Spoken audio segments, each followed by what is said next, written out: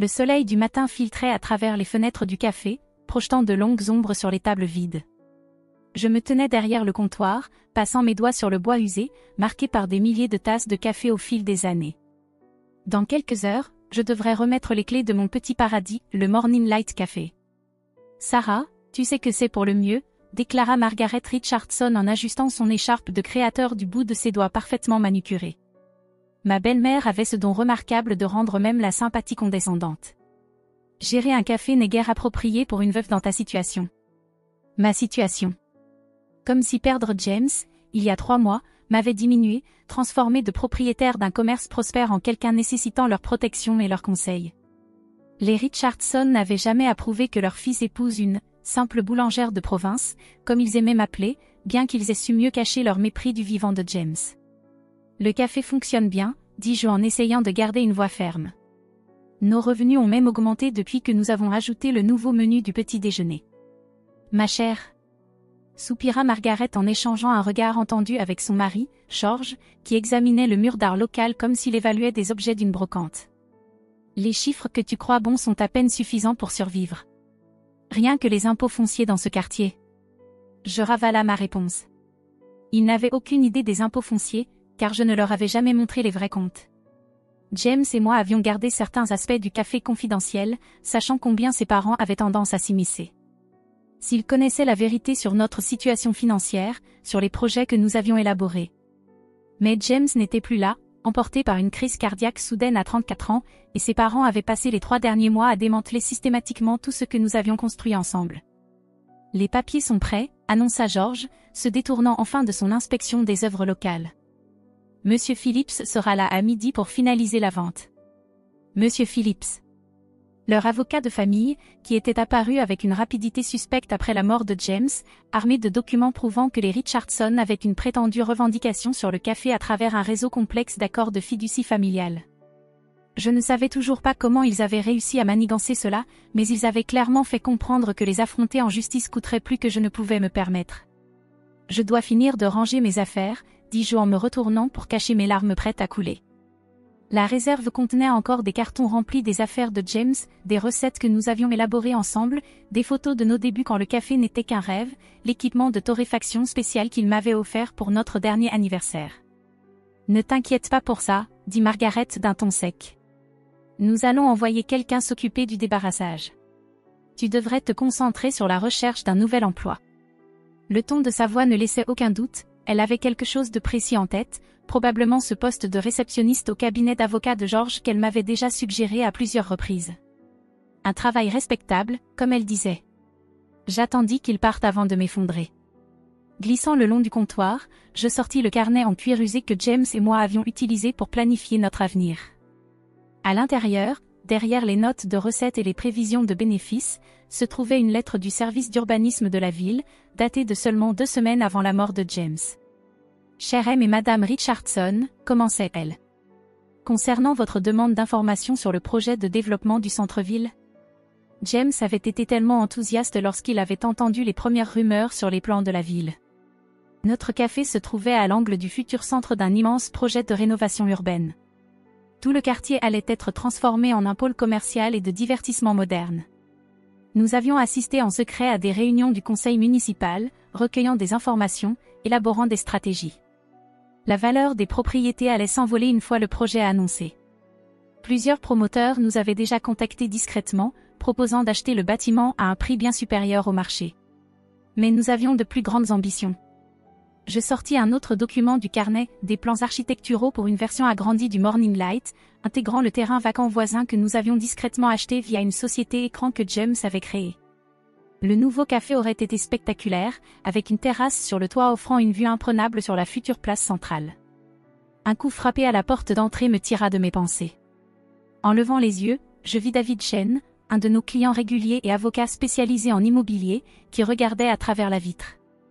Je m'essuyai rapidement les yeux et allai lui ouvrir.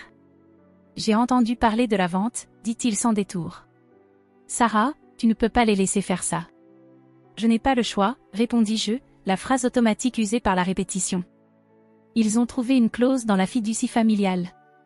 Il y a toujours un choix, insista David, sortant un épais dossier de son attaché-caisse. J'ai examiné les dossiers de propriété. La manière dont ils essaient de revendiquer la propriété à travers la fiducie est, au mieux, douteuse. Si tu me laisses t'aider. Je secouai la tête. Je ne peux pas me permettre un combat juridique, David. Il me saignerait à blanc avant même qu'on arrive au tribunal. Il s'apprêtait à protester, mais s'arrêta, remarquant quelque chose dans mon expression. David n'avait pas été qu'un simple client au fil des années, il était devenu un ami, quelqu'un qui comprenait les dynamiques subtiles à l'œuvre. « Il y a quelque chose que tu ne me dis pas », dit-il lentement. Je jetai un coup d'œil à l'horloge. 10h45, la vente serait finalisée dans un peu plus d'une heure. Une partie de moi voulait tout dire à David, partager le secret que James et moi avions si soigneusement gardé. Mais l'autre partie, celle qui avait passé des semaines à planifier ce moment, savait qu'il valait mieux attendre. « Promets-moi juste une chose, » dis-je en sortant une enveloppe de sous le comptoir. « Remets ceci à Margaret et George dans exactement 2 mois. » David prit l'enveloppe en fronçant les sourcils. « Sarah, qu'est-ce que tu... » « Promets-moi, » insistai-je. 2 mois à partir d'aujourd'hui. Pas avant. Il glissa l'enveloppe dans la poche de sa veste, toujours soucieux. Au moins, laisse-moi vérifier les documents de vente avant que tu signes. Juste pour être sûr qu'il ne... C'est déjà fait, le coupai-je. Les termes sont fixés. Fais-moi confiance. Après le départ de David, je passai le temps restant à parcourir le café, touchant chaque table, chaque équipement. L'ancienne machine à expresso que James avait lui-même restaurée. Le mur de photos de nos clients accumulés en 5 ans d'activité. La table cachée dans le coin où il m'avait demandé en mariage, s'agenouillant avec une bague nichée dans une tasse de café, précisément à midi. La cloche au-dessus de la porte tinta. Monsieur Phillips entra, suivi de Margaret et George, tous 3 impeccablement habillés pour ce qu'ils considéraient clairement comme un tour de victoire. « On commence ?» demanda Monsieur Phillips, étalant des documents sur notre plus grande table. Je m'assis en face d'eux, mon carnet en cuir serré sur mes genoux comme un bouclier. Margaret parlait déjà de leur projet pour l'endroit, un concept de bar à vin prétentieux qui élèverait le quartier. S'ils savaient. Je signai là où c'était indiqué, chaque coup de stylo ressemblant à la fois à une trahison et à une victoire. James aurait compris. Il aurait vu la belle ironie de tout cela. « Voici les clés », dis-je en les posant sur la table. « La propriété est à vous. » « Sarah, » dit Margaret, sa voix dégoulinant d'une fausse sollicitude, « je sais que c'est difficile, mais tu verras que nous avons raison. C'est vraiment la meilleure chose pour tout le monde. » Je me levai, rassemblant mes dernières affaires. Arrivé à la porte, je me retournai une dernière fois, observant leur manière d'examiner leur nouvelle acquisition, tels des vautours sur une proie. « Vous avez raison sur un point, » dis-je doucement. « C'est vraiment pour le mieux. » Ils ne levèrent même pas les yeux lorsque je partis, ne remarquèrent pas le petit sourire qui se dessinait sur mes lèvres. Dans exactement 2 mois, ils comprendraient ce qu'ils avaient acheté et ce qu'ils avaient perdu. Mais pour l'instant, j'avais un plan à mettre en œuvre et une promesse à tenir pour James. La partie ne faisait que commencer. 2 semaines après la vente, j'étais assise dans mon petit appartement, examinant les documents que James et moi avions passé des années à réunir, évaluation immobilière, ordonnance de zonage, études d'impact environnemental, tous soigneusement classés dans des dossiers de couleurs différentes. Le mur au-dessus de mon bureau était recouvert de cartes et de plans de la ville, montrant précisément pourquoi notre petit café d'angle valait bien plus que les Richardson ne l'imaginaient. Mon téléphone vibra. Un message de David, ils ont commencé les rénovations. Margaret supervise personnellement. Je souris, imaginant ma belle-mère en train de microgérer les entrepreneurs, totalement inconsciente de ce qui se cachait sous les fondations du café. Les études géologiques que nous avions commandées l'avaient confirmé, notre propriété se trouvait à l'unique point d'accès viable pour le parking souterrain central du projet de développement de la ville. Sans notre terrain, tout le projet devrait être repensé à un coût astronomique. Un coup frappé à ma porte interrompit mes pensées. C'était Amy, mon ancienne chef barista et ma plus proche confidente. « Il faut que tu vois ça », dit-elle en me tendant son téléphone. Sur l'écran s'affichait la dernière publication de Margaret Richardson sur les réseaux sociaux, une photo d'elle debout devant Morning Light, désormais dépouillée de son enseigne. La légende disait, des changements excitants à venir. Le Richardson Wine Bar apportera de la sophistication à ce quartier négligé. Négligé, murmurai-je. On a des files d'attente qui font le tour du pâté de maison chaque matin. Il y a plus, dit Amy en faisant défiler les photos. Ils démolissent tout et veinent les planchers en bois d'origine que James avait restaurés. La mention de James m'envoya une douleur familière en pleine poitrine. Il aurait détesté voir son café bien-aimé démantelé, mais il aurait aussi apprécié l'ironie de ce qui allait arriver. « Est-ce qu'ils l'ont trouvé ?» demandai-je. Amy secoua la tête. Aucun signe qu'ils aient découvert le coffre du sous-sol. Mais ils ont rencontré un problème en essayant d'enlever le bar à expresso. Apparemment, il est ancré plus profondément que prévu. Bien sûr que oui. James avait installé ce bar lui-même, s'assurant qu'il dissimulait l'entrée du coffre où nous conservions nos documents les plus importants, including l'acte de propriété original avec sa clause très spéciale. « Des nouvelles de la mairie ?» demandai-je en me tournant vers mon mur de documents. Rien d'officiel encore, mais mon cousin du service d'urbanisme dit que l'annonce ne devrait plus tarder. Ils attendent juste les derniers rapports d'impact environnemental. Je hochai la tête en vérifiant mon calendrier. 6 semaines avant que David ne remette mon enveloppe au Richardson. Le timing devait être parfait. À ce moment-là, mon téléphone sonna. Le numéro de Margaret. J'avais ignoré ses appels depuis la vente, mais quelque chose me disait de répondre cette fois-ci. Sarah, sa voix contenait une tension inhabituelle, nous devons discuter d'un problème concernant la propriété. Je crois que la vente était définitive, répondis-je froidement. La propriété est à vous maintenant.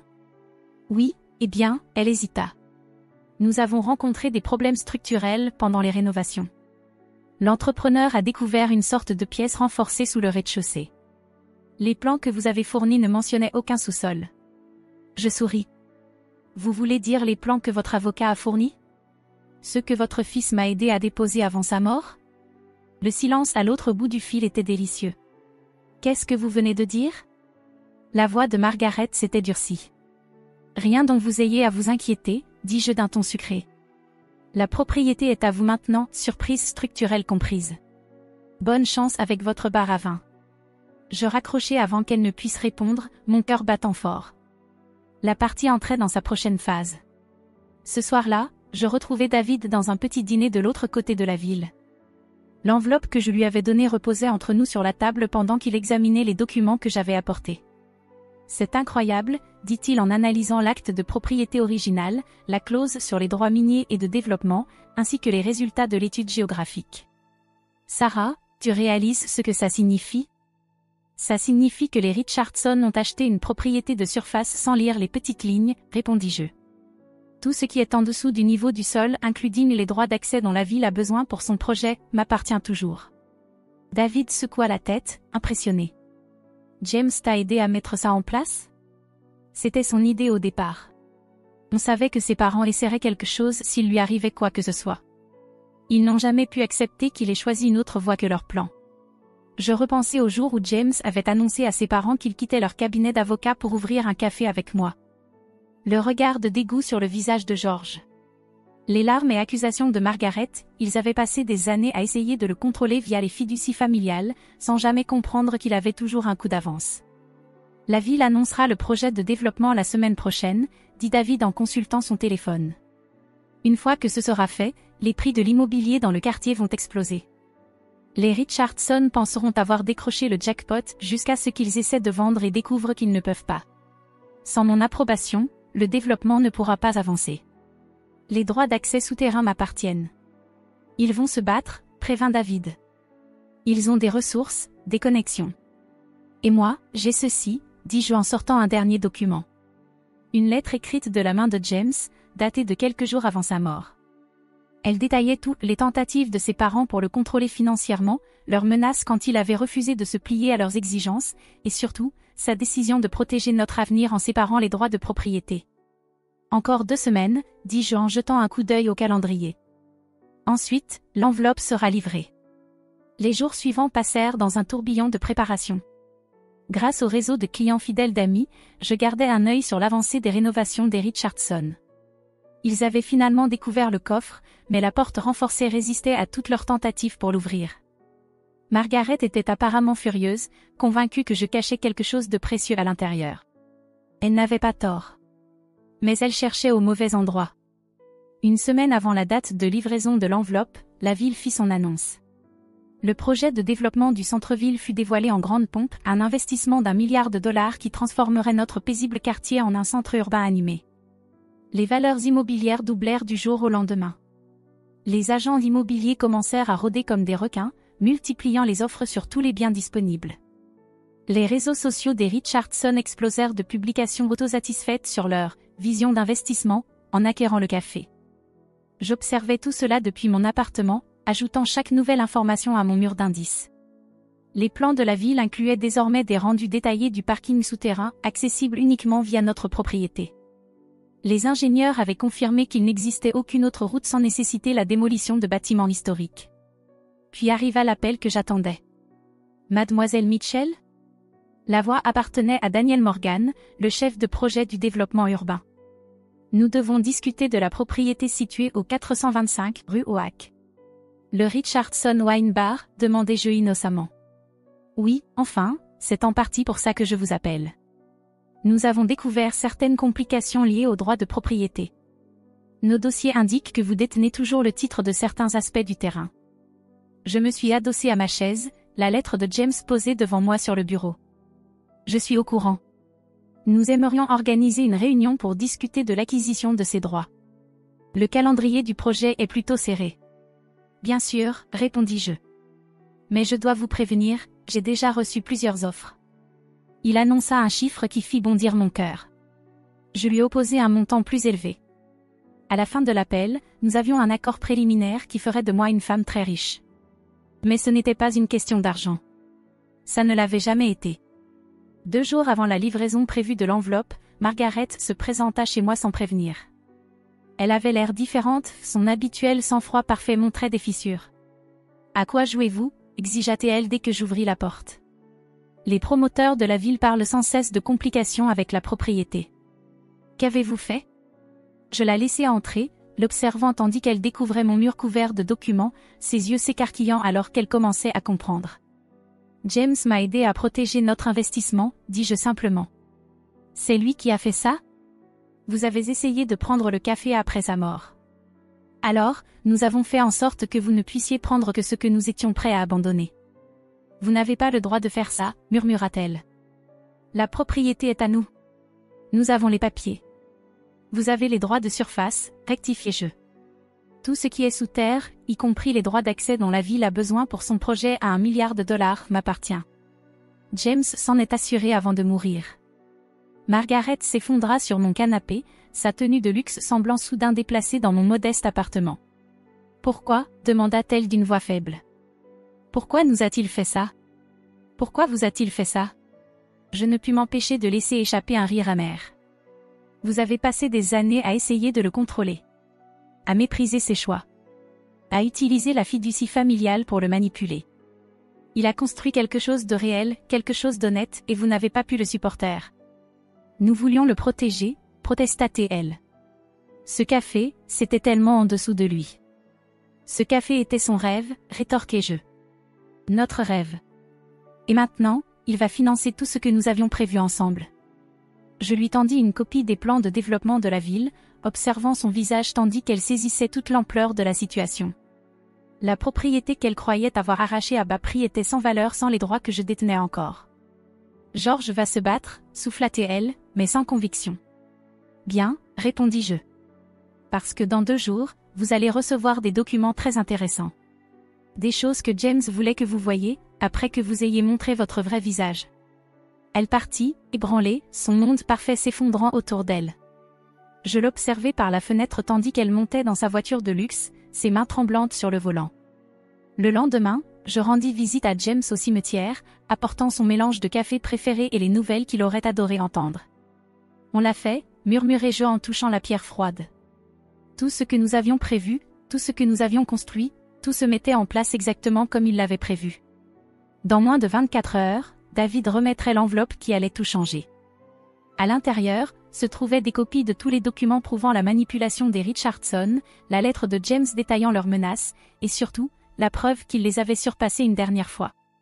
Le jeu touchait à sa fin, et la justice allait enfin être rendue d'une manière qu'il n'avait jamais vue venir. Le matin où David devait livrer l'enveloppe, j'étais assise dans son bureau, regardant le flux de vidéosurveillance du cabinet d'avocats des Richardson sur son ordinateur portable. À exactement 9 heures, il entra dans leur luxueux hall d'accueil, l'enveloppe à la main. Ils sont tous réunis dans la salle de conférence, me dit-il au téléphone. George, Margaret, leurs avocats, même certains des associés seniors. Parfait, répondis-je, le cœur battant à tout rompre, exactement comme James l'aurait voulu. Sur l'écran, je vis David être conduit dans la salle de conférence. Je ne pouvais pas entendre la conversation, mais je vis le visage de Margaret pâlir en ouvrant l'enveloppe.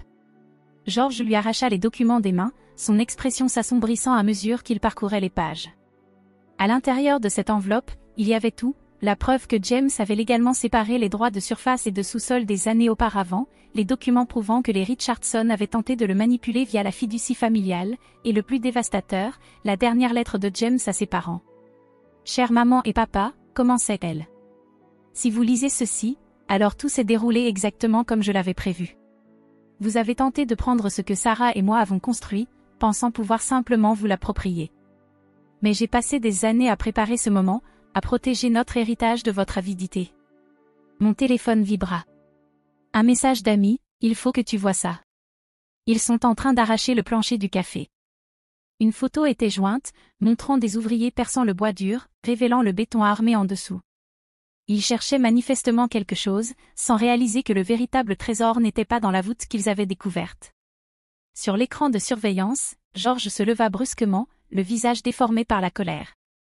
Les autres avocats faisaient circuler les documents, leurs expressions de plus en plus préoccupées. « Ils viennent de trouver les actes de propriété », commenta David. « Ils réalisent que sans les droits souterrains, ils ne peuvent rien vendre aux promoteurs. Le bar à vin est sans valeur. » Un autre message d'ami, les inspecteurs municipaux viennent d'arriver. Ils affichent des avis de permis obligatoires pour modifications structurelles. Tout se mettait en place, exactement comme James l'avait prévu. Les Richardson avaient été tellement pressés de prendre le contrôle du café qu'ils n'avaient même pas pris la peine de faire les vérifications nécessaires. Mon téléphone sonna. Daniel Morgan, du Bureau du développement urbain. « Mademoiselle Mitchell, dit-il sans détour, nous avons examiné votre contre-offre pour les droits de surface. Le conseil a approuvé le montant total. » Je souris en repensant aux chiffres dont nous avions discuté, presque 3 fois ce que les Richardson avaient payé pour l'ensemble du café. « Quand souhaitez-vous finaliser les documents ?» demandai-je. « C'est justement pour cela que j'appelle, » répondit-il. Les avocats des Richardson nous ont contactés. Ils crient à la fraude, affirmant que la séparation des droits de propriété n'a pas été correctement divulguée lors de la vente. « Vérifiez le contrat de vente, » dis-je calmement. Page 17, paragraphe 3, sous-section B. Ils ont signé en acceptant d'acquérir uniquement les droits de surface. C'est écrit noir sur blanc. Sur l'écran, je vis George sortir furieux de la salle de conférence, le téléphone collé à l'oreille. Quelques instants plus tard, mon téléphone sonna à nouveau, son numéro. « Vous avez tout orchestré », gronda-t-il dès que je décrochai. « Vous et James, vous nous avez tendu un piège. » Après avoir raccroché, je regardais sur le flux de sécurité alors qu'il retournait dans la salle de conférence. Les autres avocats rangeaient leurs mallettes, manifestement désireux de ne pas être mêlés à ce qui allait suivre. Margaret était assise seule à la table, toujours en train de lire la lettre de James. À travers les images granuleuses, je pouvais voir des larmes couler sur son visage. Dans l'après-midi, la nouvelle du projet de développement avait fait les gros titres des médias locaux. La valeur des propriétés dans le quartier monta en flèche à mesure que les détails de la transformation prévue étaient révélés. Le concept de bar à vin des Richardson, qui semblait déjà prétentieux auparavant, paraissait maintenant totalement déplacé dans ce qui allait devenir le quartier commerçant et de divertissement le plus prestigieux de la ville. Je retrouvai Amy pour un café dans notre ancien café rival, de l'autre côté de la ville. Elle me tendit son téléphone, où les réseaux sociaux s'enflammaient avec l'histoire. « Ils disent que les Richardson se sont fait escroquer », dit-elle en faisant défiler les commentaires. « Mais tous ceux qui connaissent la vraie histoire célèbrent ce qui s'est passé. Tu devrais voir ce que tes anciens clients disent. » Je souris, me rappelant tous les habitués qui nous avaient soutenus au fil des ans et qui avaient compris ce que Morning Light représentait pour la communauté. Ils sauraient apprécier la justice de tout cela. Un message de David interrompit notre conversation. Margaret est là. Elle veut parler. 20 minutes plus tard, j'entrai dans le bureau de David et trouvai ma belle-mère assise seule, paraissant plus petite et plus âgée que dans mes souvenirs. La lettre de James reposait sur la table entre nous. « Pourquoi ne nous a-t-il rien dit ?» demanda-t-elle doucement. « À propos des plans de développement, de ce que vous construisiez ensemble ? Auriez-vous écouté ?» rétorquai-je. « Ou auriez-vous essayé de prendre le contrôle de tout cela aussi ? Elle tamponna ses yeux avec un mouchoir en tissu coûteux. Nous pensions le protéger. La famille s'appelait The Legacy. James a construit son propre héritage, dis-je fermement. Morning Light n'était pas juste un café, c'était la preuve qu'il pouvait réussir selon ses propres termes, sans votre argent ni vos relations. Et maintenant, demanda-t-elle. Que se passe-t-il maintenant? Je sortis l'offre finale de la ville pour les droits en sous-sol et la fis glisser de l'autre côté de la table. Ses yeux s'écarquillèrent en voyant le montant. C'est ce que vous devrez affronter si vous engagez une action en justice, expliquai-je. Tous les grands promoteurs de la ville veulent ces droits. Ils attendront des années pendant que vous vous embourbez dans les procédures judiciaires, mais au final, les lois sur la propriété sont claires. James s'en est assuré. Et la lettre? Sa voix se brisa. Ce qu'il a écrit sur nous, sur la façon dont nous l'avons traité? C'était son dernier cadeau pour vous, dis-je doucement. Une dernière chance de comprendre qui il était vraiment, ce qui comptait vraiment pour lui. Je la laissai là, avec la lettre et le contrat, sachant qu'elle avait des décisions à prendre. Les Richardson pouvaient se battre, dépenser des fortunes et des années en justice, mais ils ne pouvaient pas changer ce que James avait fait. Il avait protégé notre rêve, veillant à ce qu'il survive, même sans lui. 2 semaines plus tard, je me tenais là, regardant les ouvriers retirer l'enseigne Richardson Wine Bar de la façade du café. La vente des droits en sous-sol était finalisée, me rendant suffisamment riche pour racheter les droits en surface au double du prix qu'ils avaient payé. Morning Light rouvrirait exactement comme James et moi l'avions prévu. Le nouveau design intégrant à la fois le bâtiment historique et des éléments modernes qui compléteraient le projet de développement. Le jardin sur le toit dont nous avions rêvé allait finalement voir le jour. Alors que notre ancien équipement était réinstallé, y compris la machine à espresso adorée de James, les entrepreneurs n'avaient jamais réussi à ouvrir le coffre. Ce qui était parfait. Son contenu avait déjà rempli son rôle. David me rejoignit tandis que je déverrouillais la porte d'entrée, la clochette familière retentissant au-dessus de nous. Ils sont toujours sous le choc, demanda-t-il en parlant des Richardson. George a pris sa retraite hier. Margaret n'a pas été vue au country club depuis des semaines. Je passai ma main sur le comptoir, me remémorant toutes les matinées où James et moi avions préparé notre avenir entre 2 clients. Ce n'était jamais une question de leur faire du mal, dis-je. James voulait juste qu'ils comprennent que la réussite ne ressemble pas toujours à ce qu'ils imaginaient. Le soleil du matin traversa les vitres, projetant la même lumière chaleureuse qui avait inspiré le nom du café. Sur le mur, j'accrochai une nouvelle photo, James, le jour de l'ouverture, 5 ans plus tôt, son sourire radieux alors qu'il servait notre tout premier client. En dessous, j'encadrerai une copie des plans de développement de la ville, où Morning Light apparaissait comme la pierre angulaire du quartier transformé, exactement comme nous l'avions imaginé. Mon téléphone vibra, un message de Margaret. Il serait fier de toi. De ce que tu as construit. De ce que tu as protégé. Peut-être que c'était un début. Peut-être que la compréhension vient par petites touches, à travers des prises de conscience tardives mais qui comptent malgré tout. Je me préparais pour la réouverture, mesurant les grains de café dans le moulin que James avait réglé à la perfection. L'arôme familier emplit l'air tandis que des clients commençaient à faire la queue dehors, attirés par l'enseigne de la réouverture et la promesse de quelque chose à la fois ancien et nouveau. Morning Light allait briller à nouveau, plus éclatant que jamais, non seulement en tant que café, mais comme la preuve que parfois, la meilleure revanche est simplement de rester fidèle à ses rêves, de protéger ce qui compte, et de laisser la justice suivre son cours, à son propre rythme parfait. James l'avait toujours su. Désormais, tout le monde le savait aussi. Prête à ouvrir, demanda Amy en attachant son tablier. Je touchai l'alliance que je portais en pendentif autour du cou, sentant la présence de James dans chaque recoin de l'espace que nous avions créé ensemble. Plus que prête, répondis-je en tournant l'enseigne sur ouvert.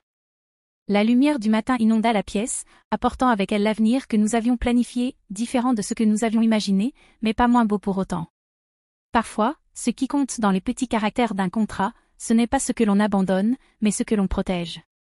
Parfois, la plus grande victoire ne se trouve pas dans la bataille elle-même, mais dans la sagesse tranquille de s'y préparer. Et parfois, juste parfois, la justice a exactement le goût d'une tasse de café parfaite, servie exactement là où elle a toujours été destinée à être.